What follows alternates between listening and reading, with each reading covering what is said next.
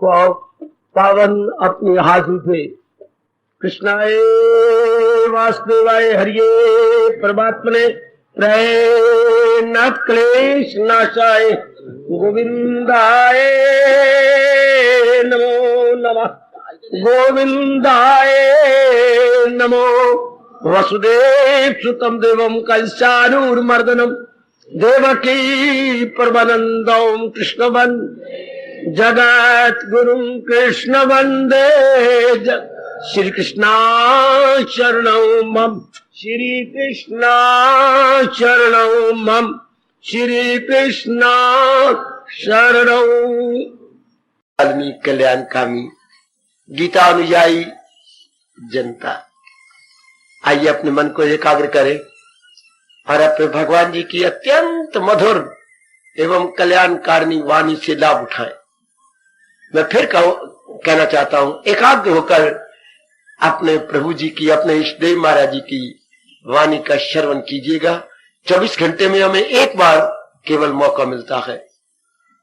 आओ, आज मेरे प्रभु मुझे प्रेरणा दे रहे गए, आज इस प्रसंग पर सुना जाना चाहिए, गीता जी से पूरा पूरा लाभ कैसे उठाएं। और एकाग्र हो जाओ मेरे साथ और इस पौने घंटे का लाभ उठाइएगा। लो मेरे आप बातें मत बनाइए, आप भगवान की बात सुनो जिसके लिए आप आए हैं। गीता जी से पूरा लाभ यानी मैक्सिमम बेनिफिट कैसे उठाएं, बहुत ही निराला विषय है। एकाग्रता पूर्वक श्रवण करने की चेष्टा कीजिएगा। पहले हम एक छोटे से शब्द जिसने दुनिया भर को हिला रखा है, इस पर विचार कर ले। गीता, गीता का शाब्दिक अर्थ न बोलो मेरी बेटी, मेरे साथ शामिल रहो। गीता, हम इसके साथ लगाते हैं संज्ञा यानी नाउन। गीता, भगवत गीता। भगवत कैसी गीता? जो भगवान जी ने गाई। सुनो मेरे सज्जनों, मेरी देवियों, Gita, that song which has been sung by Lord Krishna, the song which has been sung by Lord Krishna, वो गीत जो भगवान जी ने अपने श्रीमुख से गाया, is equal to Gita, Bhagavad Gita. फिर सुन लीजिएगा, वो दैवी सॉन्ग जो भगवान जी ने गाया, उसे हम कहेंगे मेरी देवियों, मेरे सज्जनों, Bhagavad Gita, divine song.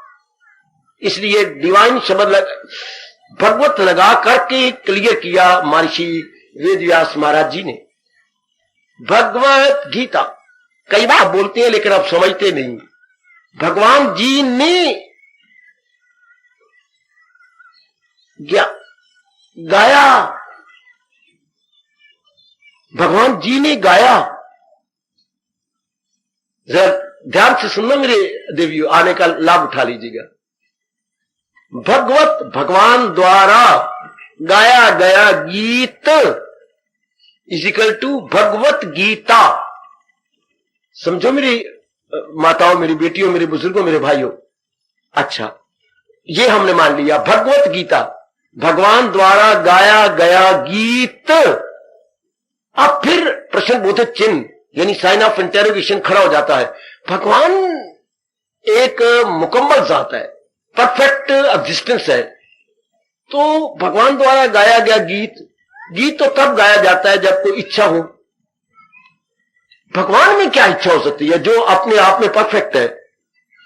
Imperfect के अंदर इच्छा उठती है, मेरे आप में, मेरी माताओं में, मेरी बेटियों में, इनमें तो इच्छा उठने की संभावना हो सकती है। भगवान जो कोई एक परफेक्ट एग्जिस्टेंस है, उसमें ये क्या उठा?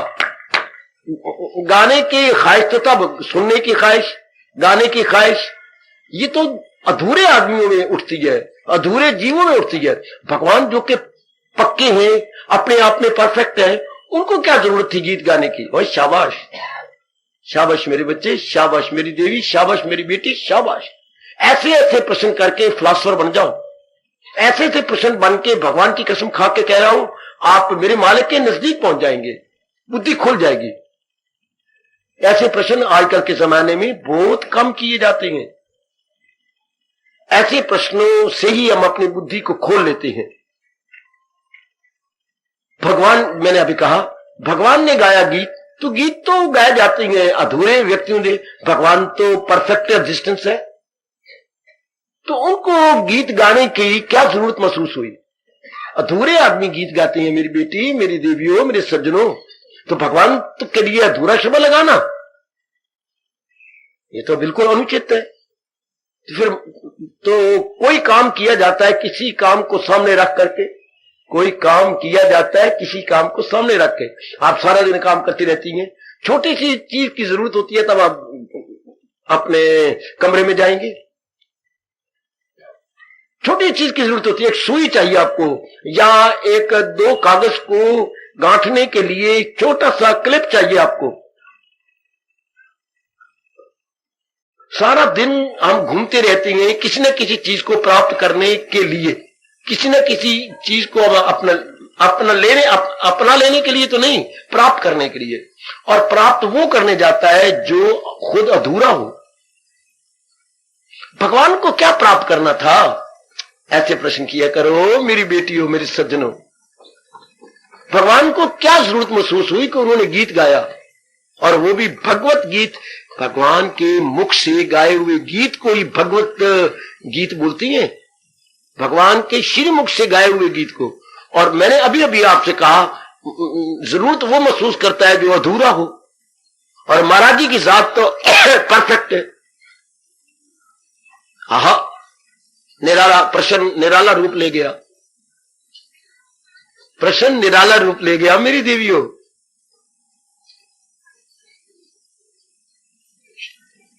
नहीं, हम इसे सुलझाएंगे, इस प्रश्न को सुलझा लेंगे। अब प्रश्न उठता है, भगवान जी ने इतने परफेक्शन है महाराज जी, तो उन्होंने फिर गीत क्यों गाया? शाबाश, उन्होंने जो गीत गाया उसको भगवत गीता कहा गया। पर उन्होंने अभी अभी हमने सोचा कि भगवान ने गीत क्यों गाया, जबकि उनके अंदर कोई कामना नहीं, वासना नहीं, लेना नहीं, देना नहीं, राग नहीं, द्वेष नहीं, और किसी ने उनको कहा भी नहीं था, और बिना उद्देश्य के कोई काम होता भी नहीं। कोई ना कोई टारगेट सामने रख करके कुछ काम किया जाता है।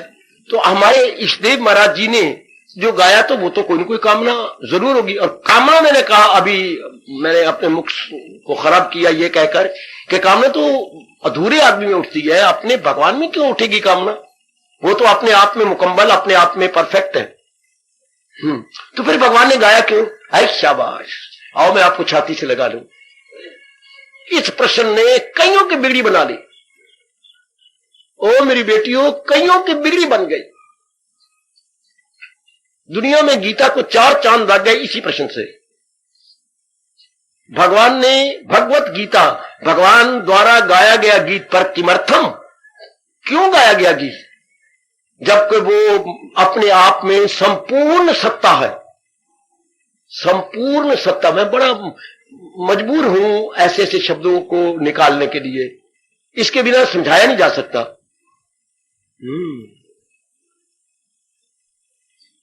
आगे बढ़ चलो मेरे साथ। भगवान द्वारा क्यों गाया गया गीत? तो किसी उद्देश्य को लेकर, किसी टारगेट को लेकर के भगवान ने गाया ना। शाबाश। तो किस टारगेट को लेकर, किस उद्देश्य को लेकर भगवान ने गीत गाया? मैं फिर आपको प्यार करूं। सैकड़ों नहीं हजारों की बिगड़ी बन गई इस प्रश्न के उत्तर से। बड़ा मैंने लाभ उठाया इस प्रश्न, ये महापुरुषों द्वारा किया गया प्रश्न, और उत्तर दिया गया अनुभवियों द्वारा। बिल्कुल ठीक। जैसे वो दिन याद करो, अपने स्कूल के सवाल निकालने लगे, सारी क्लास ने सवाल नहीं निकाल सके। जब सारी क्लास ने सवाल नहीं निकाल तो क्लास खड़ी हो गई। तो मास्टर जी ने पूछा क्या क्या काम, क्यों खड़े हो गए तुम? तो सबने हाथ जोड़े और कहा मास्टर जी एक सवाल इतना मुश्किल कि हमें समझ ही नहीं आती, हम किसी को नहीं समझ आई, इसलिए हमारे पर कृपा करो, हमें सवाल अपने तख्त बोर्ड पर समझा दीजिए। जरूर, कौन सा सवाल है ये जी? छठा सवाल नहीं आता, बाकी हमने 5 निकाल लिए, तो फिर ब्लैक बोर्ड पर निकालेंगे। जैसे स्टूडेंट बड़े खुश होते हैं, हाँ मास्टर जी आप समझ आ गई। हम लोग जमा में नफी कर रहे थे और नफा में जमी कर रहे थे, उल्टा कर रहे थे। सवाल जवाब आता कैसे? हमने वहां जमा करना था, हमने तो मल्टीप्लाई कर दिया। मैंने एक दृष्टांत दिया। अब ये देखिए भगवान ने क्यों गीत गाया, जिसको हम बोलते हैं भगवत गीता। भगवान द्वारा जो गाया गया गीत उसको हम बोलेंगे भगवत प्रेम से, बड़े प्रेम से। भगवान द्वारा गाया गया गीत को हम क्या बोलेंगे? जरा बड़ी अपना नाश्ता नहीं किया होगा, लेकिन जरा प्रेम से बोलिए, भगवान द्वारा गाए गए गीत को हम क्या बोलेंगे? भगवान द्वारा गाए गए गीत को हम क्या बोलेंगे? भगवत गीता। अब प्रश्न को हम आगे बढ़ाएं और समझने की कोशिश करें। भगवान द्वारा गाए गए गीत को तो भगवत गीता बोलेंगे, पर भगवान द्वारा क्यों गाया गया गीत? ओ देवियों, ओ माताओं, ओ बेटियों, ओ बुजुर्गों, ओ मेरे भाइयों, भगवान ने हमारे कल्याण के लिए ये गीत गाया, जिससे दुनिया भर में शताब्दियों से भगवत गीता के नाम से पुकार कर जीव अपने बुद्धि को, अपने मन को, अपने तन को सफल करते हैं। भगवान ने क्यों गीत ये गाया जिसे हम भगवत गीता कहते हैं, और इतना पॉपुलर हो चुका है सारे संसार में। इतनी शताब्दियों से ये गीत चलता आ रहा है और ये एवर फ्रेश, एवर ग्रीन है। ये कभी बासी नहीं हुआ, ना होगा, ना हुआ है, ना होगा। इतना अच्छा गीत भगवान जी गा गए कि जीवों के लबों लबों पर आ गया भगवत गीता, भगवत गीता, भगवत गीता, भगवत गीता, भगवत गीता। क्यों गाया गया? बिठा लो अपने मन में, अपना आना सफल करो मेरे बच्चों, अपना आना सफल करे। किस तरीके से भगवान ने क्यों गीत गाया? हमारे कल्याण के लिए, हमारी बुद्धि के कल्याण के लिए, हमारे मन के कल्याण के लिए, हमारे तन के कल्याण के लिए। मतलब हमारी बुद्धि अच्छा निर्णय करे, क्योंकि सारा जीवन निर्णय के आधार पर बीतता है। जिसको ना पता हो मेरी बेटी को, मेरे बुजुर्गों को, मेरे भाइयों को समझ ले, मेरे जैसों से किसी निर्णय द्वारा ही कुछ काम किया जाता है। चाहे छोटा सा काम हो, एक छोटा सा आपको कील चाहिए, एक कील चाहिए, तो भी निर्णय करोगे कील ले लूं या मैं कोई पेन से काम ले लूं। निर्णय के बिना, ओ मेरी देवियों, महापुरुष कितने अच्छे समझा गया हमें, निर्णय के बिना कोई कार्य नहीं हो सकता, चाहे वो देखने में बड़ा कार्य हो या छोटा कार्य हो। निर्णय करना पड़ेगा पहले। क्यों बाबा? निर्णय के बाद बाकी अंग काम करते हैं, निर्णय के आधार पर शरीर चलता है। वो सुनो मेरे बच्चों, जब तक आप निर्णय नहीं करेंगे घंटे, 2 घंटे, 4 घंटे बैठे रहेंगे। निर्णय के बाद अंग हमें रब ने कौन से दिए हैं? मोटे तौर पर बुद्धि दी है, मन दिया है, तन दिया है। समझो मेरे बच्चे, आज मैं गहराई में ले जाना चाहता हूं आपको। निर्णय के बाद, निर्णय ले लिया, बुद्धि ने निर्णय ले लिया, अब निर्णय वो कैसे लेगा? बस यही तो दुनिया में अंतर आ गया। निर्णय एक जैसे लेना चाहिए, यही मेरे जैसा अब तक भी छातियां, कूटता हुआ छाती को लाल कर लेता है कि मेरे प्रभु सृष्टि बनानी थी, बनाते रहते निर्णय अनेक प्रकार के क्यों करवा लिए? है तो मेरी बड़ी भूल जनता में ये बकवास करना कि निर्णय करवाना था रब ने, तो एक निर्णय करवाना था। ये नाना प्रकार के निर्णय हो गए। बाबा तुम अपने मुख से कह रहे हो, तो पर निर्णय नाना प्रकार के क्यों हुए? ये गुणों के कारण से। सतोगुण, अब आगे क्या बोलूं? आगे क्या बोलूं? इन्होंने खप मचा डाली। इन्होंने संसार को, मेरे दाता मुझे क्षमा करना, संसार में नरक नहीं महान नरक फैला दिया। इन्हीं तीनों गुणों ने इसलिए सृष्टि को क्या बोला जाता है? त्रिगुणात्मक सृष्टि। त्रिगुणात्मक सृष्टि, 3 गुणों से मिली हुई सृष्टि। इसी से आपको अपने घर के अंदर भी आपकी पत्नी और आप एक नहीं हो सकते, एक जैसे नहीं हो सकते। आपके पतिदेव आपके अनुकूल बिल्कुल नहीं हो सकते। आप चाहें कि मेरे अनुकूल हो जाए, नहीं। संसार में ऐसे बहुत थोड़े दृष्टांत हैं जो पति पत्नी एक दूसरे के अनुकूल हो गए हो। ये निर्णयों ने खप मचा रखी है। मेरे महाराज जी ने ऐसे निर्णय क्यों, ऐसे गुण क्यों बनाए? मेरे पास कोई जवाब नहीं। मैं हाथ जोड़ के क्षमा मांगता हूं। चाहे मैं धार्मिक क्षेत्र का रिसर्च करने वाला हूं, खोजी हूं, कोई जवाब नहीं। किसी महापुरुष ने इसका जवाब दिया ही नहीं। ये कह दिया त्रिगुणात्मक सृष्टि, 3 गुणों से बनी हुई सृष्टि। 3 गुणों से बनी हुई सृष्टि से मतलब क्या हो गया? नाना प्रकार के प्राणी पदार्थ जो आपको नजर आएंगे वो 3 गुणों से बने हुए नजर आएंगे। किसी में सतोगुण ज्यादा होगा, किसी में रजोगुण ज्यादा होगा, किसी में तमोगुण ज्यादा होगा। उन्हीं गुणों के कारण से किसी में सतोगुण ज्यादा तो हमारी तरह भगवान के प्यारे बन जाएंगे। सुनिए मेरे सज्जनों, ओ मेरी अच्छी देवियों, किसी में रजोगुण ज्यादा होगा वो संसार का प्यारा बन जाएगा। किसी में तमोगुण ज्यादा होगा, हां, तो वो क्या शब्द लगाओ, हराम का प्यारा हो जाएगा। उसमें काम, क्रोध, मोह, लोभ, अहंकार, निंदा, ये जितनी भी नकारात्मक या नेगेटिव क्वालिटीज हैं ये उसमें आ जाएंगी, दिन बदन आती चली जाएंगी। इसलिए इंसानों में 3 प्रकार के इंसान नजर आते हैं।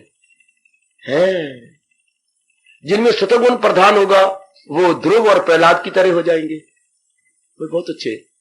जिनमें रजोगुण प्रधान होगा, हाँ, वो एक दृष्टांत, एक नाम लीजिए जो अपने भारत में फैला हुआ, वो क्या बन जाएगा? जिनमें रजोगुण प्रधान होगा वो क्या बन जाएंगे?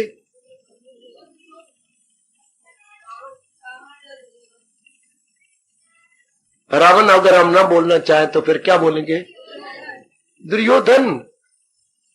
ज्यादातर शास्त्रों में दुर्योधन कह करके अपनी वाणी को गंदा किया जाता है। दुर्योधन, दुर्योधन का अर्थ क्या होता है? बुरे कामों में लगने वाला। दूर होता है बुरा, जैसे कुत्ते दूर दूर दूर दूर दूर दूर दूर दूर दूर दूर, वो कुत्ते की तरह था। अब जिनमें तमोगुण ज्यादा होगा वो क्या होंगे? कुंभकर्ण। इसमें कई नाम लिए जा सकते हैं, कुंभकर्ण ही कह लो, आपको इसी में संतुष्टि होती है। तो आपके घर में भी 3 प्रकार के जीव होंगे, समाज में भी, गली में भी, मोहल्ले में भी, आपके दफ्तर में भी, जहां भी आप काम करने जाती हैं, 3 प्रकार के नर नारी नजर आएंगे। अच्छा, यदि कोई चाहे, हाय हाय हाय, कि मैं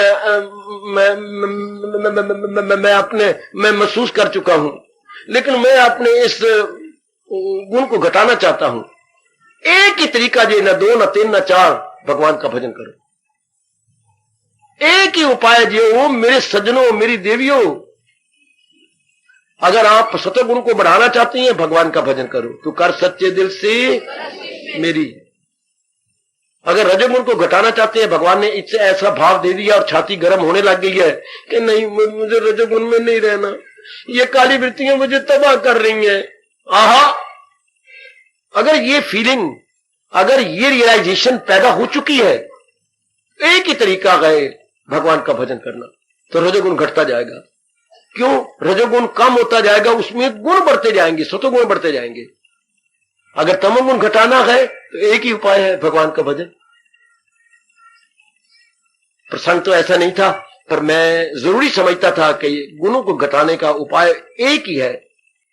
आहा, जो इस राह से हट के ले रहा, वो ख्वाहिश का बंदा गुनाहगार है, हयात उसकी दुनिया में बेकार, उसका जिंदा रहना ना रहने के बराबर है। मर जाए तो वो अच्छा है, संसार में वो गंध फैलाएगा दुर्योधन की तरह और बाकी कुकर्मियों की तरह, गंध फैला के संसार को दुख दे देगा। इसलिए कहा जाता है, जे देवियों, ओ देवियों, मेरे सज्जनों, शादी बेशक करो लेकिन सोच समझ के किया करो। जननी जन तो भगत जन कह दाता के सूर, वो नहीं तो जननी ना जने काहे गवाए नूर। हे मैया, अगर तूने मां बनना है ना और अपने उदर में से, अपने पेट में से बच्चा पैदा करना है, कितनी अच्छी बात। दुनिया में किसी भी स्थान पे ये बात नहीं कही गई जो हमारे गोसाई जी कह गए। गोसाई तुलसीदास जिंदाबाद। जननी ओ मां बनना चाहती है ना, जननी जन तो भगत जन, जरूर जन, कोई इनकार नहीं करता। तू कोई औरत जात है, औरत से पैदा जरूर होगा, तो पर भगत ये तो मन तो रख, तो मैंने भगत पैदा करना है। अगर बाप बनना चाहते हो तो मन में ये भाव रख के कि मैंने सतोगुणी पैदा करना है, मैंने रजोगुणी तमोगुणी पैदा नहीं करना, मैं खुद बर्बाद हो जाऊंगा, समाज बर्बाद हो जाएगा, गली मोहल्ले वाले मन पक्कियां गालियां निकालेंगे। जननी ओ जननी जन तो भगत जन कह दाता कह सूर, नहीं तो जननी ना जने काहे गवाए नूर। क्यों अपना नूर गवाती है, अपना इतनी सुंदरता गवा रही है, क्या जरूरत ऐसे गंदे गंदे बच्चे पैदा करके। वाह भारत देश, वाह, रग रग में जिसके धर्म भरा हुआ है। तो एक ही उपाय हुआ अपने आप को बदलने का, अपने आप में इनकलाब लाने का। इनकलाब आया है बुद्धि में, मन में, तन में। कब आता है? जब जीव तंग आ जाता है, सतोगुण बढ़ता जाता है, रजोगुण घटता जाता है, तमोगुण भी घटता जाता है, और मेरी देवियां यथार्थ रूप में कहलाने योग्य देवी बन जाती हैं और समाज का कल्याण होने लग जाता है। आपके आधार पर ही संसार का कल्याण होना है मेरी माताओं, मेरी बेटियों, बुजुर्गों, मेरे भाइयों। ये जरूर ध्यान दीजिए। ये नहीं कि आपने शादी कर ली और आपने ठेका ले लिया क्या कि बच्चे पैदा करने हैं। बच्चे पैदा करने का ठेका नहीं, ये ठेका लो कि मैंने नेक जीव पैदा करने, अच्छी जीव पैदा करने। मैं औरत बन गई हूं तो ये नहीं कि मैंने ठेका ले रखा है कि बच्चे बनाने हैं, मैंने हर साल के बाद, हर 2 साल के बाद नहीं। अगर मैं मां बनना चाहती हूं और मेरे भाव है तो मुझे ऐसे जीव संसार को देने चाहिए, समाज को देने चाहिए जो समाज का कल्याण करे। शाबाश। तो लीजिए भगवत गीता। भगवत गीता जो भगवान का उपदेश दे उसे बोलते हैं भगवत गीता। तो भगवत गीता हमने अभी कुछ विचार कर लिया। भगवान द्वारा क्यों गाया गया गीत? जीवों के कल्याण के लिए, हमारे जैसे नर नारियों के कल्याण के लिए भगवान जी ने ये गीत गाया। क्यों? क्योंकि भगवान ने 3 गुण जो बनाए, तो 3 गुण से 3 प्रकार की कामना पैदा होंगी, सतोगुणी, रजोगुणी और तमोगुणी। तो रजोगुणी जीवों को, तमोगुणी जीवों को तो समाज से गंदगी मिल जाएगी, लेकिन सतोगुणी जीवों को कहां से मिलेगी? वाह! सतोगुणी जीवों को भोजन कहां से मिलेगा? सत्संग कहां से मिलेगा? गीता कहां से मिलेगी? विचार कहां से मिलेंगे? एकांत कहां से मिलेगा? ध्यान कहां से मिलेगा? विवेक वैराग कहां से मिलेगा? अगर भगवान जी मेरे जैसे आपको ना भेजे, आपके लिए मैं अलाट ना होता, तो आपको मानसिक भोजन कहां से मिलता? आपको अगला रास्ता कौन बताता? अब जब से आप आ रहे हैं, कोई 2 महीने के 4 महीने से, कितने परिवर्तन आ गया। ये कैसे आया? आप में विचार सतगुणी आ गए और सतगुणी आते जा रहे हैं। अब मैं 2 महीने बीमारी के कारण से नहीं आया, आपने कितना महसूस किया कि आपको मानसिक बौद्धिक भोजन नहीं मिला। फिर आपने भगवान से प्रार्थना की, दुआएं की, भगवान को बार बार कहा, भगवान जी आप ही ने कहा हुआ है मेरे पास जिस राह से लोग आए मैं राजी हूं अर्जन मुराद अपनी पाए। हमारी यही मुराद है, हमारा लोक बने, हमारा परलोक बने। हमें जो है गीता वापस दीजिए, गीता का ज्ञान वापस दीजिए, हमें उनको वापस लुटा दीजिए।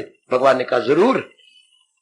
भगवान ने अपना वचन पूरा किया और आपको अपना भोजन दे रही है। आपका क्या भोजन है? मानसिक भोजन, धार्मिक भोजन, आध्यात्मिक भोजन। और तो वो कब मिलता है? जब कोई बताने वाला मिले, समझाने वाला मिले। तो आपको अब वो खुराक मिलने लग गई। आप अपना निर्णय पक्का करने लग गए। इंसान ने, हमारे जैसों ने क्या निर्णय करना है? तू कर सच्चे दिल से, ये निर्णय हमने करना है। मेरी माताओं, मेरी बेटियों, मेरे बुजुर्गों, मेरे भाइयों, हमारा निर्णय ये होना चाहिए। कोई निर्णय के आधार पर विचार उठनी है, वाह। निर्णय के आधार पर कर्म होनी है, वाह। निर्णय के आधार पर हमने सारा दिन लेना देना व्यवहार करना है, निर्णय के आधार पर। अब मैं आखिर में क्या बोलूं? निर्णय के आधार पर हमें क्या मिलना है काका? निर्णय के आधार पर हमें सुख और दुख मिलना है। वाह महर्षि व्यास जी, वाह। अगर हमने शुभ कर्म किए तो हमें क्या मिलेगा? या तो सुख मिलेगा या दुख मिलेगा। दुख मन चाहता नहीं, इसलिए वो दिन ब दिन क्या वो बनता जाएगा, धार्मिक बनता जाएगा, वो नेक बनता जाएगा, बदी से निकलता जाएगा। इसके आधार पर क्या होगा? वो नरक से निकलकर स्वर्ग में तलीन होता जाएगा। यह है आपका हिंदू धर्म, दुख समझाने वाला, डिस्टिंग्विश करने वाला। दुख क्या है, सुख क्या है, नरक क्या है, स्वर्ग क्या है, जन्म क्या है, मरण क्या है। हिंदू धर्म में बहुत विस्तार किया गया मेरे बच्चे। जहां प्रभु जी ने मुझे और आपको उत्पन्न किया है, वो उन्हीं की गहराइयों में हम उतर रहेंगे। आप भी एकांत में जब भी कुछ समय मिल जाया करें, विचार किया करें। ये तो आपको पौना घंटा मिला, सिर्फ जाके विचार करें। यहाँ की जो बात आपको चुभे उस पर विचार करें कि ये तो मैंने अपना लेना है, कुछ भी क्यों ना हो जाए, मैंने जीवन में इसको उतारना है, मैंने जीवन में इसको ढालना है। फिर दिन ब दिन आपकी बिगड़ी बनती जाएगी। बिगड़ी बन जाने का मतलब नकारात्मक वृत्तियां कम हो जाना, सकारात्मक वृत्तियां बढ़ जाना, यानी पॉजिटिव क्वालिटीज बढ़ती जाना और नेगेटिव क्वालिटीज घटते जाना। ये होता है अपना कल्याण। ये तो मेरे हर मैया, बेटी, बुजुर्ग और भैया में आ जाना चाहिए कि मेरी नेगेटिव क्वालिटी जरूर घट जाए और पॉजिटिव क्वालिटी बढ़ती जाए। तब सत्संग में आने का ठोस लाभ है। यह सत्संग का ठोस लाभ मेरी देवी। आम जैसे सत्संग होती है, परमात्मा की कसम खा के कह रहा हूं, ये सत्संग आम नहीं है। इसमें गीता जी है। गीता जीव में परिवर्तन लाती है, और ऐसा परिवर्तन लाती है कि दूसरे के मुंह में उंगली डलवा देती है कि वाह, ये था क्या और बन क्या गया, ये थी क्या और बन क्या गई। दूसरे व्यक्ति, गली वाले, मोहल्ले वाले, आपको मिलने जुलने वाले मुंह में उंगली डाल देती है। इतना परिवर्तन इसमें, इसके लिबास में इतना परिवर्तन, इसकी रहनी सहनी में इतना परिवर्तन, इसकी बोलचाल कितनी मीठी हो गई। ये मैंने कहा था ना, भगवत गीता क्या, जो भगवान द्वारा गाया गया गीत, किस लिए? हमारे कल्याण के लिए। भगवान जी चाहती हैं जीव अच्छे बन जाए। इसी तरह दुनिया का जो इस दौर से हट के ले रहा, और वो ख्वाहिश का बंदा गुनाहगार है, हयात उसकी दुनिया में बेकार है, बिल्कुल बेकार। उसकी जिंदगी खा लिया, पी लिया, भोग लिया, ये कोई जीवन है? ये सारे पशु भी कर रहे हैं, डंगर भी कर रहे हैं, दरिंदे, परिंदे, चिंदे यही तो कर रहे हैं, दिन रात यही तो कर रहे हैं, और इंसान भी उसी में शामिल हो गया, तो इससे मतलब ही कुछ ना हुआ, जिंदगी तबाह हो गई। इसलिए महाराज जी ने हमारे पर बड़ा उपकार किया, गीता का ज्ञान देकर बड़ा भारी उपकार किया। मेरा वश चले तो मैं तो जीवों को समझा जाऊं, बार बार समझा जाऊं, गीता के अनुसार जीवन बनाओ। रामायण के अनुसार आप कह सकते हैं, रामायण एक जीवनी है। गीता और रामायण में ये अंतर है, गीता चोटी का ज्ञान है, रामायण एक जीवनी है। भगवान जी की जीवन द्वारा जीव को समझाया गया है, जबकि गीता किसी की जीवनी नहीं है। गीता भगवान के श्रीमुख से गाया गया गीत है, ताकि उसकी मानसिक कमजोरियों को दूर करके भगवान के योग्य बना दिया जाए। जरा जोर की ताली मार दो, जोर की ताली मार दो। इतना भारी अंतर है रामायण और गीता में। महाराज जी ने अपना चोटी का ज्ञान दिया है जीव को अपने योग्य बनाने के लिए। वाह वाह। जैसे कि स्टूडेंट कहे कि क्या, देख मैं तुझे एक बात बताऊं, अपने सहपाठी से, क्लास फेलो से कह रहा है, क्या हेडमास्टर मैंने बनना है। तू हेडमास्टर बनेगा, आए मुंह ते मसना की दाल, तू हेडमास्टर बनेगा? नहीं, मैं जरूर हेडमास्टर बनूंगा, मैं इतनी क्लास से कर लूंगा कि मैं हेडमास्टर बन जाऊंगा। तो उसके लिए क्या क्या नहीं कर लेता वो, उसके लिए इस तरह भगवान जी चाहते थे।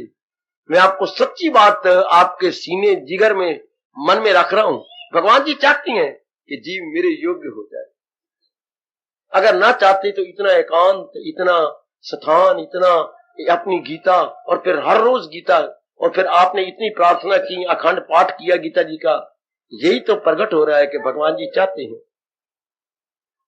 मैं कोई 1.25 महीने के बाद दिन ब दिन ठीक होने लग गया था। पहले दशा कुछ और शरीर की, फिर दशा और होने लग गई। ये आपकी दुआओं ने ही तो रंग लाया। बड़ा जी चाहते हैं जीव का कल्याण हो जाए, जीव मेरे योग्य हो जाए। और जीव कैसे योग्य हो? भगवत गीता के द्वारा। हमने ये प्रसंग ले रखा है, गीता से लाभ क्या है, या गीता का अधिकतम लाभ कैसे उठाना चाहिए, मैक्सिमम बेनिफिट कैसे उठाएं, ये आपको पता होना चाहिए। आप मेरे बुजुर्ग, मेरे भाई, मेरी माताएं, मेरी ये नेक बेटियां, क्या है, आप इच्छुक है, डिजर्व करती हैं क्या भगवान के योग्य बन जाने के लिए, और डिजर्व होती चली जा रही है। इसलिए ऐसे प्रसंग पर विचार घर में भी कर लेना कि गीता से हमें ठोस लाभ क्या है भगवान के योग्य बन जाना। समझ लो मेरी माताओं, मेरी बेटियों, मेरे बुजुर्गों, मेरे भाइयों, हम यहां आकर के ये दिमाग में रख, बुद्धि में रख लें, भगवान के योग्य बनते जा रहे हैं। जैसे स्कूल में जाके बच्चा हेडमास्टर बनने के योग्य बनता जा रहा है, क्योंकि जो क्वालिफिकेशंस उसको चाहिए वो स्कूल वाले उसको दे रहे हैं। कभी वो 8वीं में था, फिर 9वीं में हो गया, फिर 10वीं में हो गया, फिर 11वीं में हो गया, फिर 12वीं में हो गया, वो उसके योग्य, वो क्वालिफाइड होता जा रहा है। यहां आकर के ओ देवियों, जैसे एक स्टूडेंट हेडमास्टर बनने के योग्य होता जा रहा है, हम यहां आकर के, हाय मेरा मन कितना खुश हो रहा है, हम भगवान के योग्य बनते जा रहे हैं, हम अपने प्रभु के योग्य बनते जा रहे हैं। मैं जरा भी बढ़ के बात बनाऊं तो मुझे महापाप लगे, ये मैं जानता हूं बच्चे, या कुछ एक व्यक्ति ऐसे चमक उठेंगे वो भी जान रहे हैं। हम अपने मालिक के, अपने प्रभु के, अपने इष्ट देव के योग्य बनते जा। मैं नहीं कहूंगा हम स्वर्ग नरक के योग्य बनते जा रहे, बिल्कुल नहीं। हम अपने इष्ट देव के योग्य बनते, अपने मन को भी समझा लीजिएगा, हम अपने भगवान के योग्य बनते जा रहे हैं। जरा अपने मन को समझा लो मेरे बेटे। हम यहां आकर के ये प्रसंग चला है आज, क्या गीता से ठोस लाभ क्या है, हम भगवान के योग्य बनते जा रहे हैं। कोई ये प्रश्न मूर्खता से करना चाहे, भगवान के योग्य बनने में क्या होता है? जो मन चाहता है उसको वो मिल जाता है। मन क्या चाहता है? स्थायी शांति, स्थायी शांति यानी permanent bliss, permanent happiness, eternal happiness. एक ही मन की कामना है, इसी के लिए वो जन्म लेता है, इसी के लिए शादी करता है, इसी के लिए इतनी पढ़ाई करता है, इसीलिए इतना क्वालिफाइड हो जाता है, सिर्फ परमानेंट हैप्पीनेस। और जीव को ये समझ नहीं आ रही कि परमानेंट हैप्पीनेस केवल भगवान से मिलनी है। जो खुद परमानेंट होगा वही हमें परमानेंट चीज दे सकता है। और सुन लो मेरे भाइयों, कई जन्म गुजर जाते हैं एक छोटी सी बात को समझने के लिए। अब तो समझ लो, इस रब के प्यारे और गीता के अनुयायी से ये तो समझ लो कि मेरे मनुआ परमानेंट हैप्पीनेस वही दे सकता है जो खुद परमानेंट हो, खुद स्थायी हो। स्थायी केवल भगवान, इस सारी सृष्टि में, त्रिलोकी में स्थायी केवल भगवान है। ये तो मन में बिठा लो, स्थायी केवल केवल केवल भगवान जी है। फिर मन और वासनाएं, कामनाएं जो बेवकूफी से रखे हुए हैं बंद कर देंगे। और पूर्ण रूपेण, मैं जब पूर्ण रूपेण बोलता हूं तो आप क्या समझते हैं? मनसा वाचा कर्मणा, ये परमानेंट अर्थ होता भाई मन से, बुद्धि से, मन से और तन से।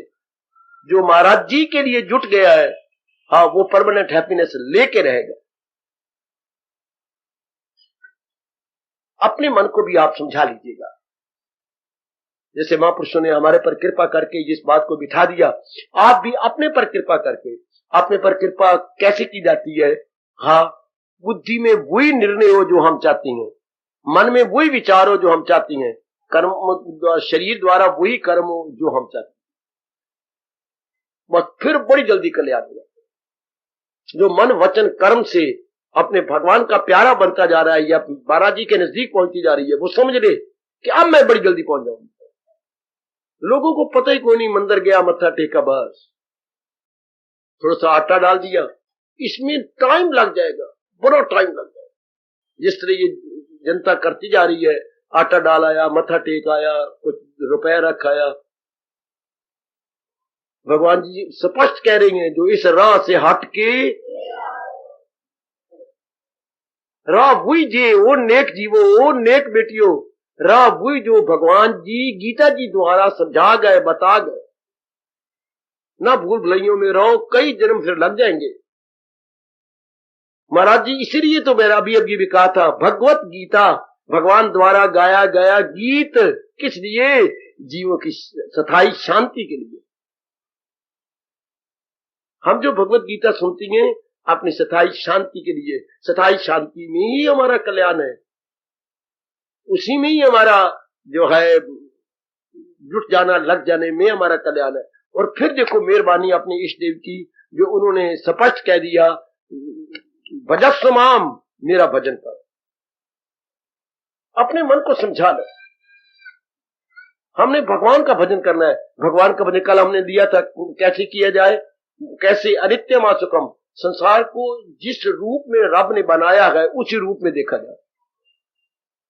जिस रूप में परमात्मा ने बनाया है मेरे नेक जीवो, उसी रूप में ने ये संसार कैसे 5 तत्वों से बना है, और स्थायी नहीं अस्थायी है। ये मूर्ख नलायक मन इसे स्थायी समझ लेता है, जबकि हम देखते हैं हमारे दोस्त गए, चाचा जी गए, ताया जी गए, मामा जी गए, हमारे पिताजी गए, माता जी गए, ये सारे जीव जा रहे हैं, तो क्या मैं रह जाऊंगा?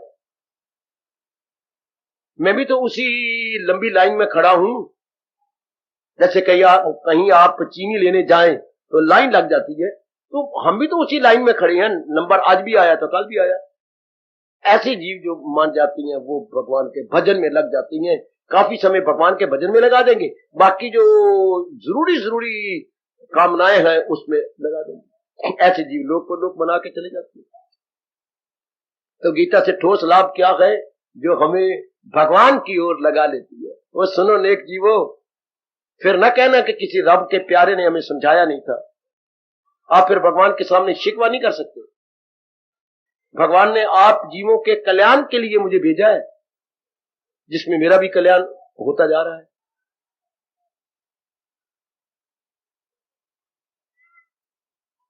सीधी सी बात कि हमने अपना कल्याण करना है। भगवान जी के ज्ञान द्वारा जो गीता जी में दिया गया है, गीता के माध्यम से, गीता के द्वारा समझाया गया है, बस अब आप फिर क्या होगा? आपका मन डामाडोल नहीं होगा, आपका मन इधर उधर व्यस्त नहीं होगा, बल्कि एक में जम जाएगा, जिसे हम कहेंगे केंद्रीभूत हो जाएगा, और आपके उन्नति होती जाएगी। मेरे परमात्मा मेरे पर, आप पर बड़े खुश हो जाएंगे कि ठीक चल पड़ेगा। इसी तरह दुनिया का ये दौर अगर इस तरह हमने चला लिया परमात्मा की कृपा से, कल्याण हो गया। कल्याण होने का मतलब क्या होता है? क्या क्या क्या क्या? किसी गैर से दिल लगाए ना, बस जिसका किसी में दिल नहीं लगा और एक में लग गया है भगवान में, आज भी कल्याण तो कल भी कल्याण, आज भी उसका कल्याण। समझ लो इन बातों को। धर्म स्थानों में ये बातें नहीं ली जा रही, इधर उधर की कहानियां, किस्से ये लिए जा रही हैं, लेकिन जो चीज लेनी चाहिए मेरी दृष्टि में वो नहीं लिए जा रही। इसलिए मैं बार बार प्रार्थना कर रहा हूं, मेरी माताएं, मेरी बेटियां, मेरे बुजुर्ग, मेरे भाई, मेरे जैसों से समझ लो कि क्या है, क्या कैसे लगना है और कैसे कल्याण होता है। समय के जुट जाओ, बस जीव का कल्याण हुआ। जीव बड़ी जल्दी महाराज जी की ओर अपनी बुद्धि, अपने मन को लगा लेगा। तो गीता से ठोस लाभ क्या है? बुद्धि में भगवान का निर्णय बैठ जाना। गीता जी से ठोस लाभ भगवान की वाणी द्वारा ठोस लाभ क्या? भगवान की ओर हो जाना। महाराज जी के शब्दों में हाँ में हाँ मिलाओ। तू कर सच्चे दिल से परस्तिश मेरी, वो तू कर सच्चे दिल से परस्तिश मेरी, अगर तू अपना कल्याण चाहता है ना जी मेरे मालिक, मेरे प्रभु, तो सच्चे दिल से मन वचन कर्म से मेरी भक्ति में लगा रहो। इसको साबित कर दिखाओ। आपको मेरे प्रभु की कसम इस जन्म में साबित कर दिखाओ तो कर सच्चे दिल से। प्रश्न भक्ति सच्चे दिल से होता है, मन वचन कर्म से। तो मेरी भक्ति किया कर। बुद्धि में निर्णय हो तो भगवान के भक्ति का, मन में विचार हो तो भगवान के, और तन द्वारा कर्म हो तो भगवान के प्यार में कर्म हो रहे हो। मालिक के प्यार में हो नेक जीवो, भगवान के प्यार में कर्म हो रहे हो। ये होता सच्चा दिल, मन वचन कर्म से एक होकर जुट जाना, लग जाना। यही प्रभु जी मेरे से आपसे यही इच्छा रखते हैं कि ये सच्चे दिल से मेरी भक्ति द्वारा मेरी पूजा कर जाएंगे, मेरे भक्ति कमा जाएंगे। इसे पूरी कर दिखाओ कि इस जन्म में मैंने जरूर भगवान की भक्ति करके भगवान के वचनों को चार चांद लगाने हैं। भजस्व माम, मेरा भजन कर। ऐसा ही होगा प्राणनाथ, इष्ट देव, ऐसा हो रहा है, ऐसा ही होगा। ये कर दिखाओ कि मैं सच्चे दिल से मन वचन कर्म से एक होकर भगवान की भक्ति कमाऊंगा, लोक भी बनाऊंगा, परलोक भी बनाऊंगा। ये है इस ऐसे स्थानों पे आने का ठोस लाभ। ये प्रभात समय जो मेरे मालिक ने आपके लिए सारे प्रबंध कर रखे हैं, ठोस लाभ कर दिखाओ अपनी भगवान जी की भक्ति। कि मैंने ठोस लाभ इस तरह महाराज जी की भक्ति का, महाराज जी के ज्ञान का, महाराज जी की गीता जी का उठा लेना। परमात्मा करे आज जो कुछ मैंने कहा उसका प्रभाव आप पर ठोस यानी स्थायी पड़े और आप भगवान के योग्य हो जाए। भगवान के योग्य जीव कब होता है? न हो उसको ख्याले दुई से कोई। ख्याले दुई अर्थात संसार की संसारिकता, संसार के संकल्प विकल्प जिसके बंद हो जाते हैं। आहा, सुनो मेरी बेटियों, संसार के संकल्प विकल्प, ये भी कोई जिंदगी है। कभी पिताजी का ख्याल है, कभी माँ का ख्याल है, कभी बहन का ख्याल आ रहा है, ये कभी पति का ख्याल है। तो बाबा इसका संकल्प विकल्प नहीं करने चाहिए। नहीं, इनके कर्तव्य करने चाहिए। कोई माँ किसी चीज की जरूरत है तो हम कर दिखाएं, पिताजी किसी चीज की जरूरत है हम कर दिखाएं, ना कि उनके संकल्प विकल्प किया करें। वो समझो नेक जीवो, मेरी नेक बेटी हो, कोई उनको कोई चीज चाहिए हम कर दिखाएं, वो बीमार है हम उनकी सेवा कर दिखाएं। ये होता है। हम संकल्प विकल्प में लग जाते हैं। वो संकल्प विकल्प इस आधार पे किए जाए तो वो मोह कहलाता है। मोह से वासनाएं, कामनाएं, शरीर प्यार पैदा हो जाता है और जी भगवान के योग्य बिल्कुल नहीं रहे। आपकी मर्जी, मेरे मालिक मुझे जैसे प्रेरणा दे रही है आपको समझा रहा हूं, बता रहा हूं। आप भी अपनी ओर से कोशिश करें कि मैं भले ही शादी कर चुका हूं लेकिन मैं उलझा हुआ नहीं हूं। मैं उलझा हुआ नहीं रहना चाहता, सुलझा हुआ रहना चाहता हूं। आखिर में कह रहा हूं मेरी देवियों, हम उलझे हुए नहीं रहेंगे, सुलझे हुए रहेंगे। इससे बन जाता है लोक भी परलोक भी। परमात्मा बड़े खुश होते हैं, बड़े प्रसन्न होते हैं ऐसे नेक जीवों पर जो लोक परलोक दोनों बनाई जा रहे हैं। और परमात्मा ने हमें सुअवसर एवं स्वर्ण अवसर दिया है अपना लोक परलोक बनाने का। जो कुछ आपको समझ में आया है जरूर विचार कीजिएगा। जरूर मेरे बुजुर्ग, मेरे भाई आज के भाषण पर विचार करें। जो बातें ज्यादा चुभी हूं उस पर ज्यादा सोच लेना। मेरी माताएं, मेरी नेक बेटियां भी ज्यादा सोच लें। आज हमें क्या बताया गया, भगवत गीता से ठोस लाभ क्या है। किसी को सारी बातें नहीं समझ आ सकती, पर जितनी समझ आई उतना तो लाभ उठा लो। भगवान आपको शक्ति दें, आप विचार करें और अपनी बिगड़ी बना लें।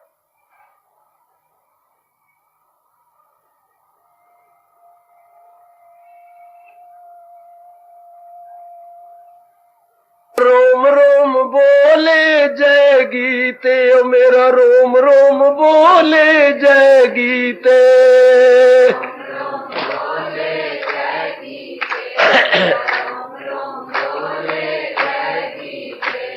जय गीते भाई जय गीते, बड़े प्रेम से मेरा रोम रोम बोले जय गीते, ओ मेरा रोम रोम बोले जय गीते।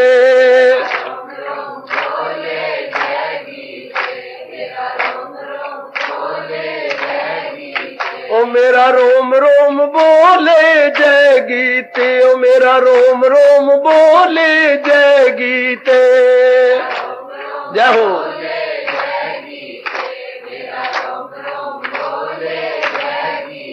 ओ मेरा रोम रोम बोले जय गीते, ओ मेरा रोम रोम बोले जय गीते।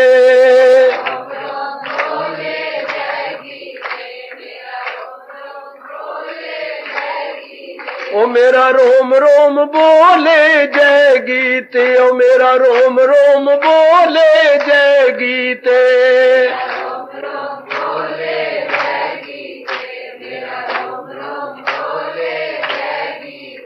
जय गीते भाई जय गीते, जय गीते भाई जय गीते।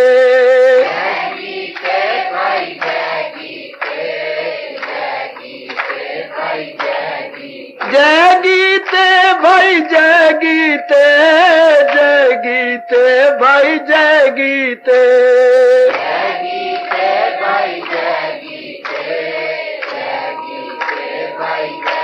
आहा क्या कहने, ओ मेरा रोम रोम बोले जय गीते, ओ मेरा रोम रोम बोले जय गीते। ओ मेरा बड़े प्रेम से, ओ मेरा रोम रोम बोले जय गीते, ओ मेरा रोम रोम बोले जय गीते।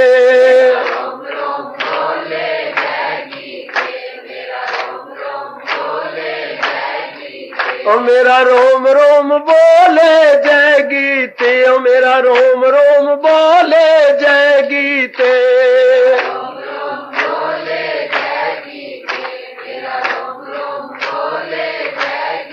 ओ मेरा रोम रोम, आह मेरा रोम रोम, वाह मेरा रोम रोम बोले जय गीते, ओ मेरा रोम रोम बोले जय गीते। ओ मेरा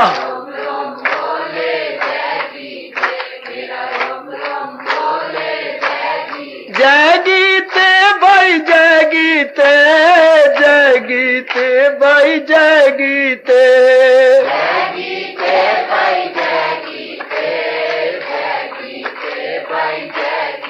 ओ मेरा रोम रोम, आह मेरा रोम रोम, जय हो मेरा रोम रोम बोले जय गीते।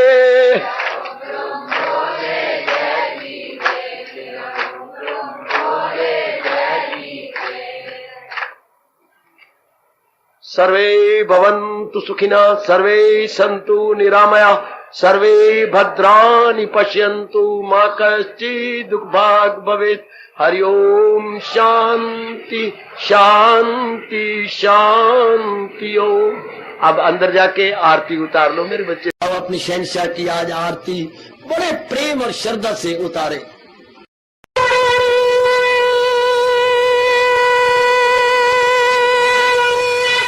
ओम जय जगदीश जय हरे स्वामी जय दीना लात हरे भगत दास जनों के अवगुण